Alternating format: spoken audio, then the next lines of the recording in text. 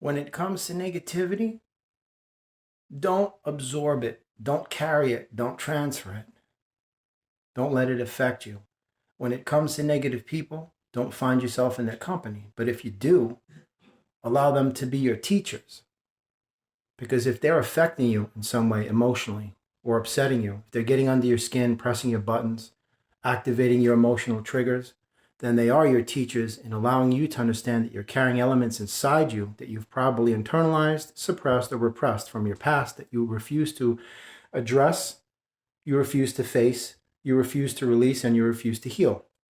So they are your teachers in the sense that they're telling you in no uncertain terms that you're just like me, but you're pretending not to be. Because if somebody negative can affect you and you get all fired up and crazy, then you are just like them. Because you're not vibrating in a different field, you're vibrating in the same field.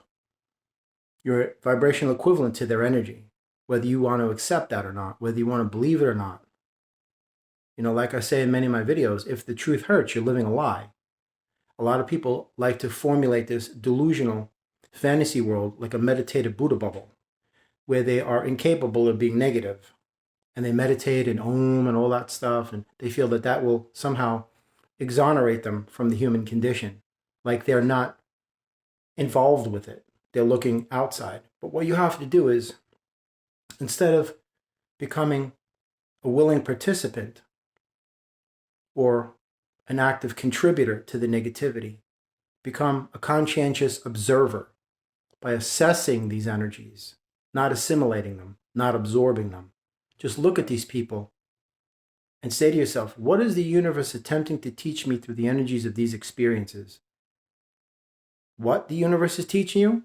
Guess what? A wake-up call. You're not who you think you are, and you're not what you think you are. You're not where you think you are either.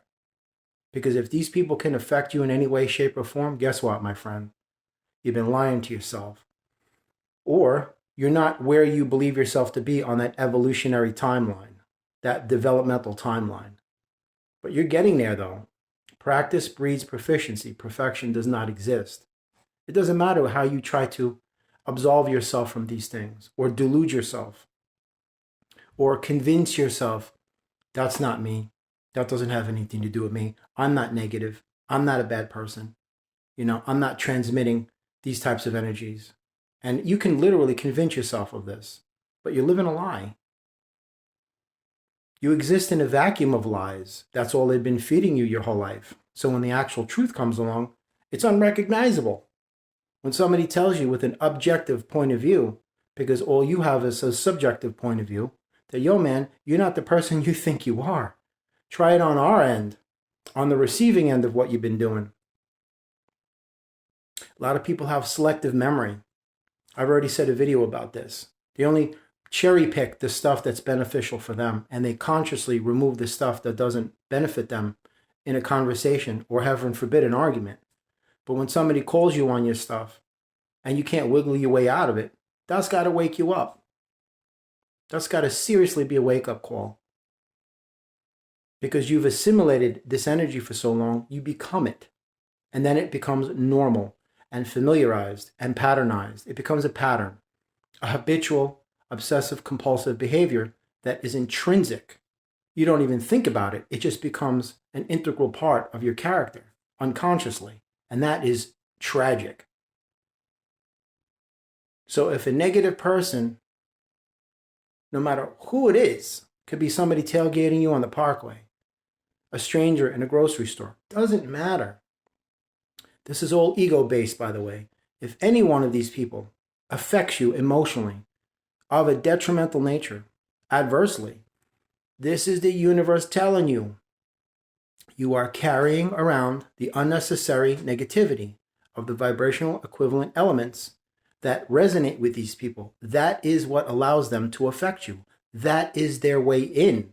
Why? Because you're in the same vibrational field of energy, even though you believe yourself not to be.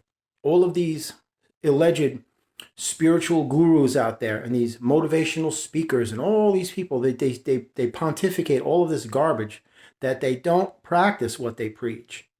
They're too busy clocking dollars. It's not about people. It's about profits with these types of characters.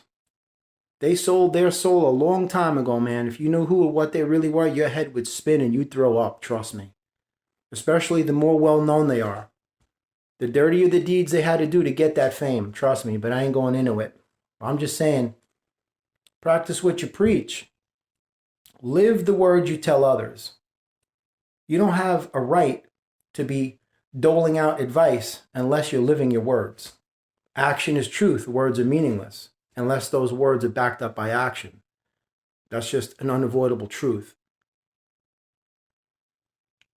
These people are your teachers, whether you want to accept that or not. If you think you're happy and positive and light and cheerful and you're incapable of being negative and miserable and dark and evil, you're wrong. Because source is a source of all creation. And that means all creation, not just some or a few or most or many, all. That's where conflict arises inside you, that you play these pretend games with yourself that you're incapable of being evil and dark. And you'll never get away from that. You can no more secede from the truth than you can run away from yourself. And when you face this truth and you release those internalized, repressed, suppressed energies, that's when you're free. You're liberated, you're extricated, vindicated, redeemed, however you want to use the words to describe that situation. But allow negative people to teach you about yourself. Negativity is not a static energy. It is a kinetic energy that demands transfer. That's why they say misery loves company. So don't be the company that it keeps. Don't find yourself there. If you find yourself in the company of negative people, that's because that is a gregarious reciprocity. There's something in them that resonates with something in you. Energies always recognize each other. That like attracts like is garbage. The law of attraction is garbage. Everything they've been pumping into your subconscious is garbage. You don't attract anything. You activate elements of a vibrational equivalent nature. And that's just the bottom line. So anyway, just work on yourself till you get to the point where you're being honest with yourself.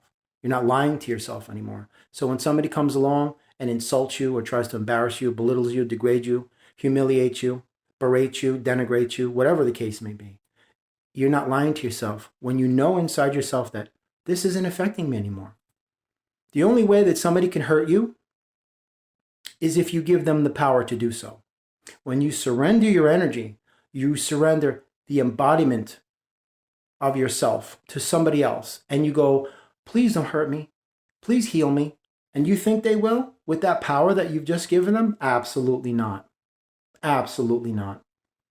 If you don't care what they think and you don't concern yourself with their feelings about you and their judgments and their assessments, then you take away that power that they don't deserve. It should never be put in their hands. Always kept here in your heart. Always. Nobody deserves that. And work on being a real and genuine person, which means being yourself. Not in assimilation, not conforming, not being absorbed into this mindless collective, nameless, faceless numbers, aimlessly drifting through life with no ambitions, no goals, transient souls, ephemeral beings, empty vessels. You don't want to be a part of that. All that materialism, consumerism, hedonism, egoism, separatism, idolatry. Be yourself, whatever that is. That's why the universe put you here, to be yourself. So we can have a diversified world, polychromatic colors of infinity. That's the rainbow. Not monochromatic madness. That's the matrix. It's about utopia, not dystopia. It's about pronoia, not paranoia. That's what it's about. The universe wants you to be happy and express yourself honestly as an individual, not to conform in the fear of being cast out, ostracized as a pariah. That's how they get everybody to assimilate. If you look at a lawn, grass, the moment you see a dandelion, what pops into your head? Kill it. Why is that? Because it's the only thing that is different than everything around it. And that is programming. They tell you it's a weed, kill it. It ain't no weed, man. That's a beautiful flower.